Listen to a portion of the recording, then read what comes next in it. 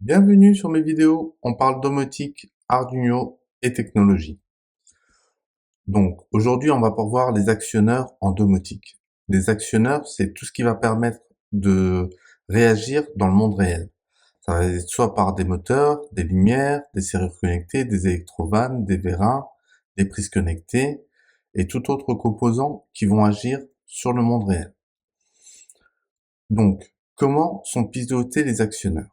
Ils sont pilotés soit en commutation, ouvert ou fermé, soit par des variateurs, donc dans une plage de fonctionnement qui peut aller de 0 à 100%, soit ils doivent permettre un déplacement précis comme le portail d'une maison, comme le portail d'une maison, ou ils peuvent être encore plus précis avec une impulsion à modulation variable.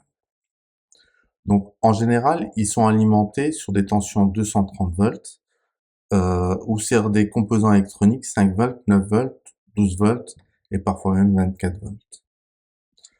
Donc le choix d'un actionneur va changer l'architecture du projet. C'est-à-dire que si on travaille sur du 230 volts ou sur du 5 volts, on va pas dimensionner nos câbles de la même façon. On va peut-être avoir besoin d'un disjoncteur ou d'équipements particuliers de sécurité.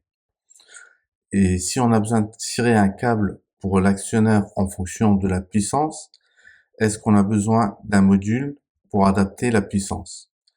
Est-ce que on va partir sur du 230 volts et se réadapter sur du 5 volts ou des choses comme ça? Donc c'est en ça que ça va changer votre projet.